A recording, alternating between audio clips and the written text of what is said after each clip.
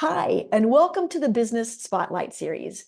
I'm Karen Barnes, an accountability coach with Serendipity Action Coach of Central North Carolina, and I am joined today by a big visionary entrepreneur, V Atlas. He likes to go by V, so that's what we're going to call him today. And he is the founder of a fashion and design business. We're going to learn a lot about how he goes about that business, some lessons that he's learned. He's just introduced a new product he was telling me about and how that relates to what he's doing and how he's building out this very exciting business. So look, first a little bit of housekeeping. This is YouTube, so you know what you need to do. You need to subscribe to this channel so you don't miss any of the good stuff, because we are putting out good stuff every single week that you're going to need to know to how to grow your business. I need you to hit that thumbs up like button and share this with all of your other business owner friends so they can gain from these lessons as well. So V, welcome. How are you? I'm doing great. How about yourself? I'm excited to talk to you, man. So tell me about your business. What do you do? What's the name of your business? How did you get started? Oh man, I got started about 15, 20 years ago and just freelance designing for a couple of different groups out there in the industry. Our passion is design.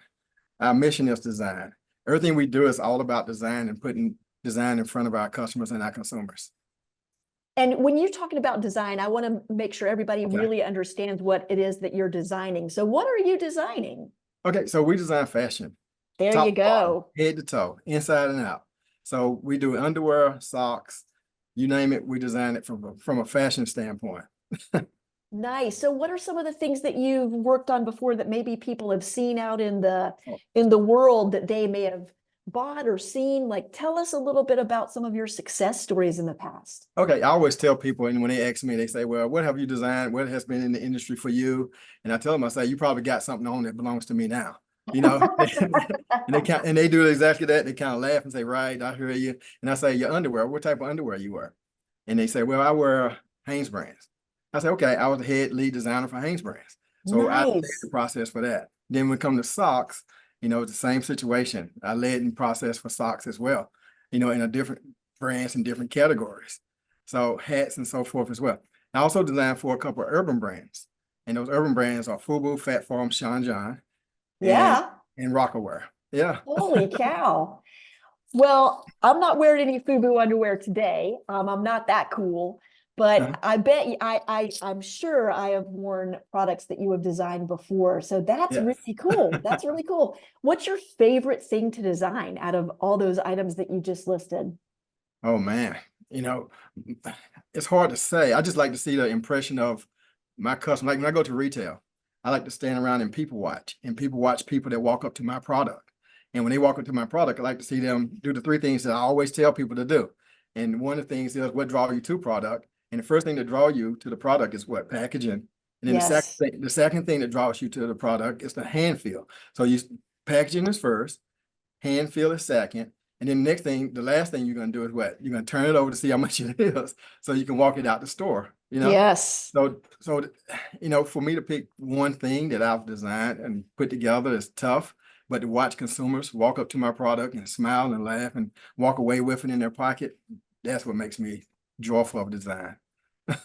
So I love that you are going for that emotional impact in the design of your product. So I'm going to go off script here a little bit, if you Okay. don't mind.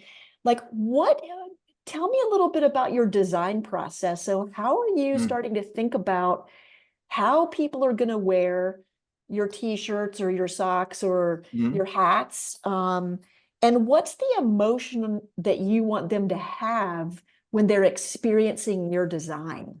Yeah, to start the design process, you usually go through, I go through research, right? So Yeah. my research is, like I said before, is going out and people watch what people have on, watch what the next trends could be in the nation, see what the feel of the environment is that they're in. That tells me where I want to design and where I want to put my product. All those add up to a wonderful piece of material that goes on a body. And that's what I look for. So when somebody So are you trying to help people like celebrate who they are, or is like, what's the, what's the, or do you have it? Are you just kind of like, I just want people Mm-mm. to enjoy what I'm putting out there? Both, you know, so you Yeah, want people to enjoy what you're putting out there. And then when they put it on, you want them to feel great in it. You yeah. want them to look great, feel great, all that wax in one ball. That's amazing. Yeah. So as a freelance designer, Mhm. tell me, freelance is such a it's a hard place to be in Yes. that you have to go, you're doing everything. You're going out and doing all the sales, you're doing the Yes. work, you're doing all the back end administrative stuff. Tell me a little bit about how you approached being a freelancer. And were you doing that in addition to your full-time job, or yeah, you Yeah, were you like almost side have, yeah, hustling? yeah, you Yep. almost have to. Yeah. Well, when I first started out, it was a little different. So not to age me backwards, but back in the days when it was the FUBU Fat Form Sean Johns, it was like you land in New York, you walk down the street, you meet all the brands, you do the business, right? Yep. But nowadays it's a little different. You got the internet and so forth. So it's a little different now. Everybody want to do things e-commerce wise, back and forth over the internet. So that makes it difficult. That makes it a little bit difficult. But yes, you're right though. I was doing it both ways. I had full-time job and also working the freelance thing at night. Wow. And I used to stay up like people ask me, they say, how can you do it? Because you stay up like 4 or 5 o'clock in the morning, and then you have to be at your full-time job at 8 o'clock. Yeah, it makes it tough. Yeah. That's exhausting. It makes it tough and exhausting, but you know what? At the time, I was young, it felt good, did good, didn't nobody even notice the difference. So Yeah, it's for the days when we only needed 4 hours of sleep, right? yeah, yeah. Yeah. So now it's a little different now because when you have your own brand, like the Vielas brand, and you're putting forth your effort to do that, it's a little bit different. It's more of you putting into your product with no say so. So now you control the whole ball of wax. You control everything. So tell us a little bit about your company. So are you full-time in your company now? Is it still a side hustle? Tell me a little bit about what it looks like. Honestly, it's a little bit of both. So what happens is you have the Vielas brand that you're babysitting and making sure that's the full-time thing that brings home the bacon, but you also do still have people calling you wanting you to freelance for them. Like, so I definitely take on those jobs as well. We try not to as much, and I tell people a lot Yeah, of times I turn down a lot. I'd say, that used to be the days when I needed the freelance and needed right. the business, but now you're kind of grown out of it, and then you want to concentrate and focus 100% on your own brand. So Yeah. I'm giving other brands probably 5 to 10% of my time. Wow. And you know what? As a solo entrepreneur, right? As a small Huh? business owner, sometimes it's really hard to say no, right? It's very hard. Yeah, when somebody's got a check right there. Yeah. So how do you maintain that discipline? One of the things I talk with entrepreneurs and business owners a lot about, and that they Mhm. struggle with, honestly, and I hear as their coach is maintaining that focus and keeping their focus on doing what matters the most for their business. So talk to me a little bit about how you maintain that focus and how you're able to say no to certain Uh-huh. things, even though it might be tempting, but you also know it's a distraction. I'll be honest with you, I can't, you know, I can't, I can't do it, and that's just the nature of the beast. I got a call just last week from a brand, and they asked me if I could do some of their product, and they said, well, we're gonna fly you to New York so you can take a look at it. So I did it, you know. So I did it. And like you said, sometimes, money is greed. You have to look at it that way. But my biggest thing is satisfaction is my passion.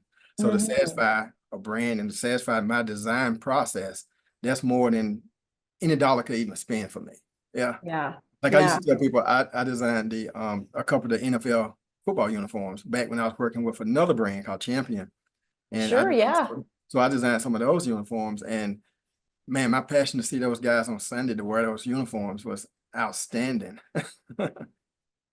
Boy, I just read that Hanes is selling the Champion brand. They sold it this week. Yeah, 1.2 billion I for know. that brand.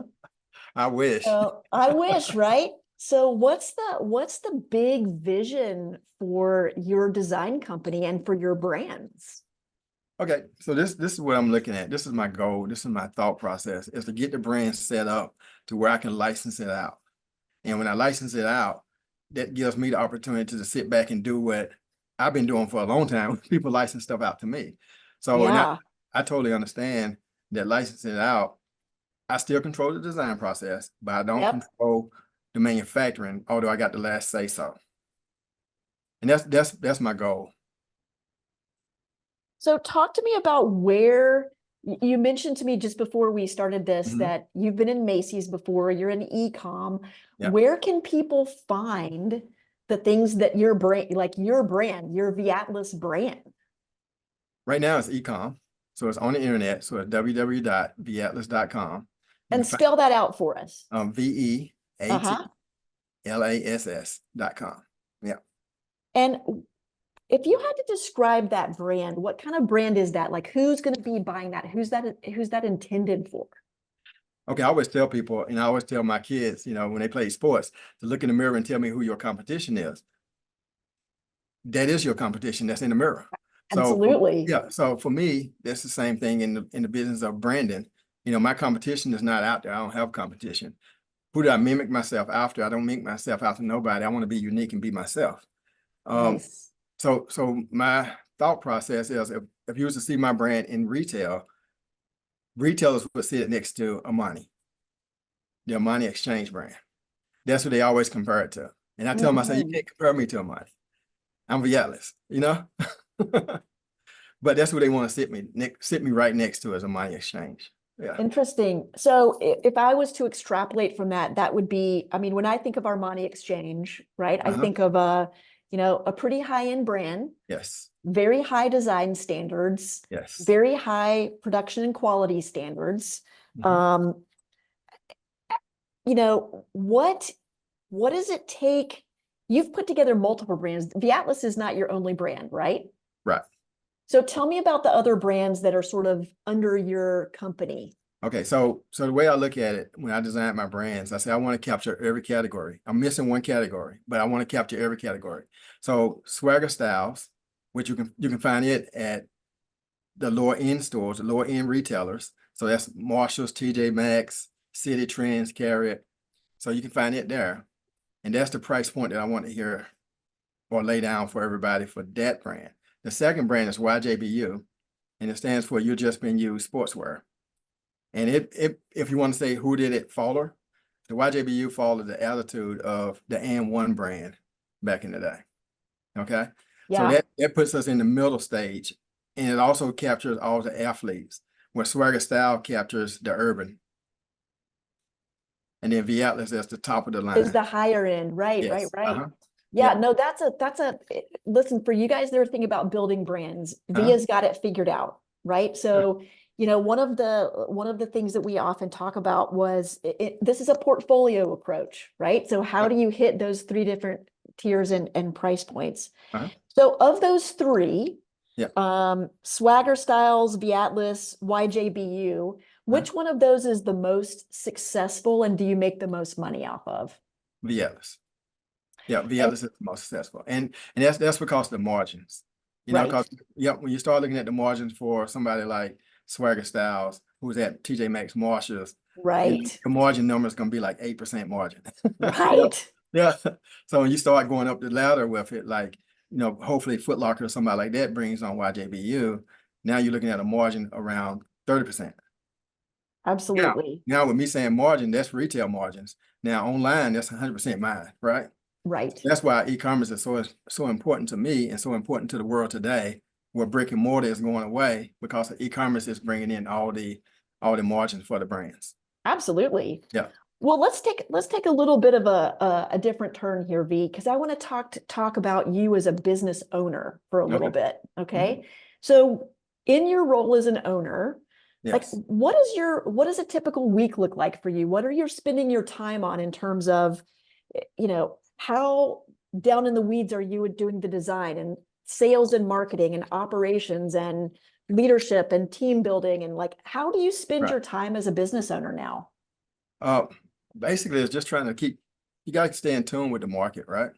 So your first stage is to make sure that the market is right for you. So you're going to spend a lot of time over in Europe. You might spend a lot of time over there just because, fashion is always said to go backwards. So fashion from Europe comes back to us here in the States. So I spend a lot of time on research. The second part of it, I do it just to stay in tune. I am the designer, and that's my title, the designer. So that is me. So I'm going to design. And I also got some guys that work with me, like a guy named Carl Watts. He works with me when it comes to design. Marketing, I got a couple of people that works with me with that as well. But I contract those out. Yep. Yeah. Yeah. So And I don't have anybody full-time on payroll. right. Yeah. So you're really running as a solopreneur. Yes. Right? Which is tough, but you have made a smart decision, which is, hey, I know what I'm good at. I'm going to contract out everything else, right? Right. Right. So what would you say makes your brands unique? You say you don't have any competitors, but what makes them unique? What would draw somebody in to any of your three brands or into your company? So a lot of people, when they look at it, okay, one of the things that my brand carries and everybody looks at is I'm gonna say an elite fiber. And that elite fiber is cashmere. So Ooh, yeah. yeah, so we try to carry cashmere in everything we do. So and the Nice. reason being because the name VL is the goat is the logo. And the goat is the logo because of the cashmere that comes from the neck of the goat. And not Oh. only is he's my logo for that reason, the brand was established for my two boys who were born in January, which are Capricorns. Aha, now it's all starting to come Yeah. together. Nice, Yeah. nice. So that's one of the things. If you ever touch one of my fibers or one of the shirts, it melts in your hand. Let's put it that way. So everybody always say, "Oh man, I had never felt a shirt that felt like this," or the socks. And it's not a lot of cashmere in it, but it's enough cashmere to make you want more. I if it were up to me, I would live in Italian linen and cashmere. That would be it. That would just be it, right? Yeah. That's so awesome. What was it about what made you decide you wanted to go into business for yourself? It sounds like you had a big career at hanesbrands. Mhm. You're working on NFL football uniforms with Champion and big, commodity products, hanesbrands, stuff everywhere. That's a huge company. Like, Yeah. what made you decide I want to do this for myself? Well, you hit the nail on the head. Hanesbrands, what they're doing now, they just sold out, right? Champion, the brand is gone. So Yeah. when I was at Hanesbrand, it did the same thing. They sold off Champion design team. So we had an option to move from the city that we're in or move to Kansas City. And we were like, Mm. we don't want to do that. So at that exact moment, I was like, you know what? I always had entrepreneur blood in me. So just took it from there and ran. I said, you know what? I don't want to have somebody else controlling Yes. my future. Yeah. So making that transition, and Mhm. so many people have done it, right? When they're exactly in a position like you, like, Yes. hey, this is not an option anymore. I really want to see if I can invest in myself, right? Bank on myself. What have been some of the biggest lessons you've learned about business and that you've learned about yourself on your entrepreneurial journey? Uh, Learning about business. I mean, just learning the inside. It's a cutthroat business. It's really a Yeah. cutthroat business.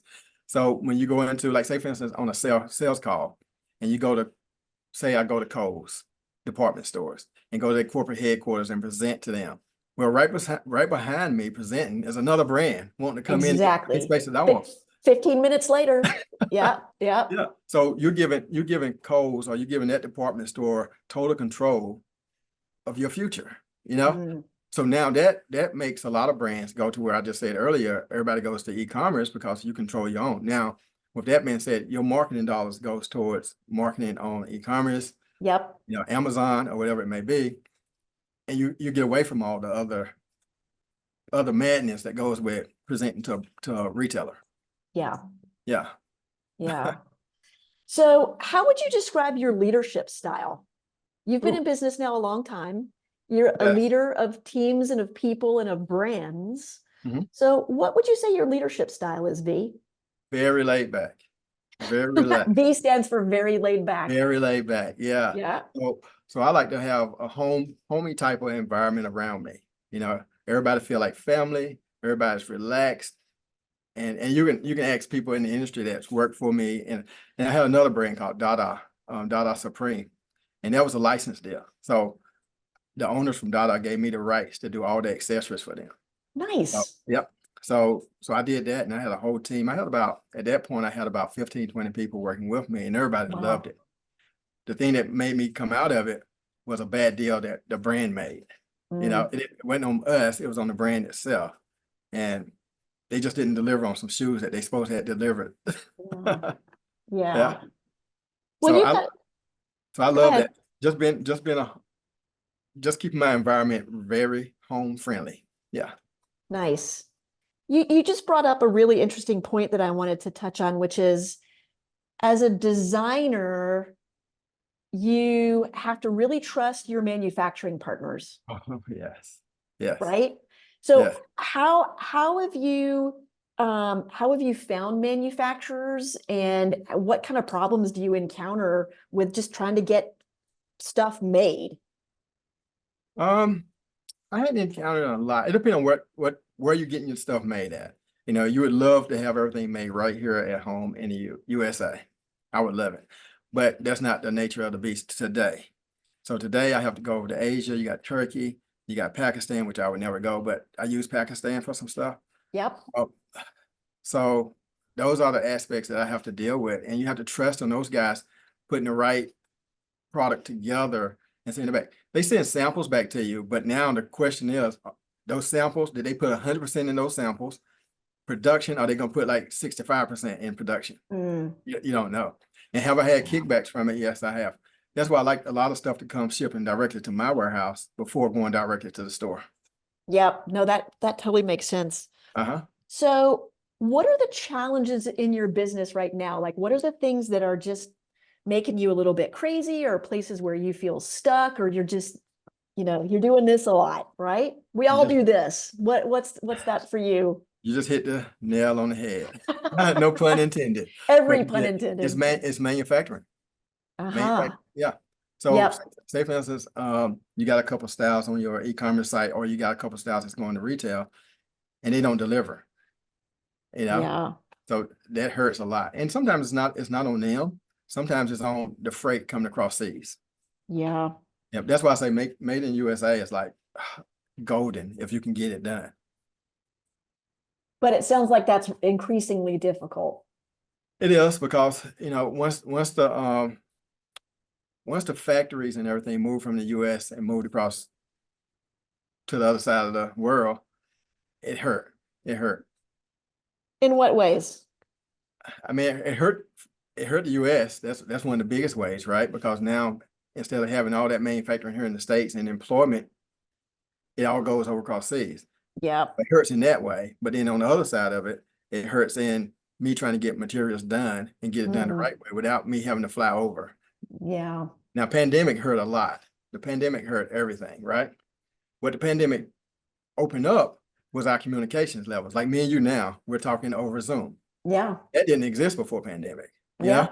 So that helps for me to talk to the guys over across seas as well, more. And then they can they can hold up a color card and they can say, here's my color card. What do you think? Stuff like that. Where before I had to go over there or they had to ship it to me. Right. Yep. Right. Well, let's shift up the energy level here just a little bit. I'm going to ask you a few rapid fire questions, Uh-oh. and you're going to give me just your top of the head short answers. You ready? I'm ready. All right, here we go. What is the key to success for you? Being happy. Being Staying, happy. having my mental. Yep. Oh, mindset's everything, man. I Yep. totally believe in that. What is your best piece of advice for other business owners? Stay focused. Don't give up on your goal. So a lot of business owners were constantly trying to learn new things, right? So Yep. what like books or podcasts or lessons have you learned in the past that you would recommend to other people to go and work on their growth edge as well? I got a good mentor, which is it's tough for me to say for somebody else, but my mentor is Damon John from the Shark Tank. Yeah, And I met him back in the FUBU days. So cool. any book you can find that he's written, read it. Nice. That's Yeah. amazing. What an amazing mentor to have. Holy Yeah. cow. Well, let's talk about that more offline. Okay. Um, if you had to choose one area of your business that you could sprinkle like magic pixie dust on and poof, all your problems would disappear, where would you use your pixie dust? Our pixie that's it over in Asia. Make all my problems go away. Make sure the factories are running good and everything. Yeah. That does, I've got some other clients that have to produce their goods in Asia as well. And it is just a constant headache. Yes. Yeah. Yeah. All right. Well, here's my next to last question, which is what is most inspiring to you these days, V? How are you keeping yourself fresh and like motivated and energized? Ooh, that's a hard one. That's a hard one to fire at me. But to stay energized and everything, I just have to have a belief. My belief Yeah. is everything. So I just have to have a belief that it's gonna happen. I mean, if somebody give me a project or if I have something that I need to do, I just have to have a belief that it's gonna get done and make it happen. And make it happen. That's what Yeah, we're all about. That's where we're called action coach, not talking coach, exactly. Yeah, yeah, yeah, yeah, yeah. So, V, one of the things you mentioned to me before we hit the record button here is in addition to your fashion brands, you're also doing something kind of different and interesting right now. Tell me about what that is. Yes, I got a venture going on now. It's wine. So it's Viatlis wine. And it's red and it's dry, semi-dry, and it's a sweet. And it's just started releasing this week. So you guys got to go get it. Oh, And the way it came about was I was just doing props, fashion props on movies. And one of my wine bottles, which was water on the inside of it in the movie, was seen. And the label was seen. And people started calling into the movies and they was asking them, where can I get this wine? And they was like, what wine? And they told them. And so the theater called me and they said, listen, you got to start looking at some wine. Do you have it? And I said, no. So I started doing research on how to make wine. that's amazing. So Yeah, how do you, I mean, that's such a fascinating transition from like, because wine is kind of fashionable, it right? is. It Yes. changes year to year, just like fashion does. Uh-huh. So how are you making your wine? What's it called? Where can we find it? Okay. The wine's been made in North Carolina Nice. in Maxie, Pembroke, down at Pembroke, North Carolina. So it's being made by the Locklear Winery Vineyard. Yep. Nice. So and they've been Nice. doing it for and it's by the Lumbee Indians. So the Lumbee Indians are Yes. made. And that was a big draw for me personally, to have another minority to team up and partner. So I went around, I went out to California, Napa Valley. I went around North Carolina. And I came back and somebody said, it's a winery right down where my son actually went to school in Pembroke. So I said, let me go down there and see. And I went down there. Me and Daryl Locklear, we sat down and we talked. And man, the home feeling that I got out of just talking to him and understanding that he wants to blow this brand up just as big as I do was great. So I got my numbers in place, everything's in place, and we're ready to go. Oh, that is amazing. Well, Yeah. congratulations on that. And we'll look forward to looking for that and trying some of that and hope you do big things with your new wine brand. That's awesome.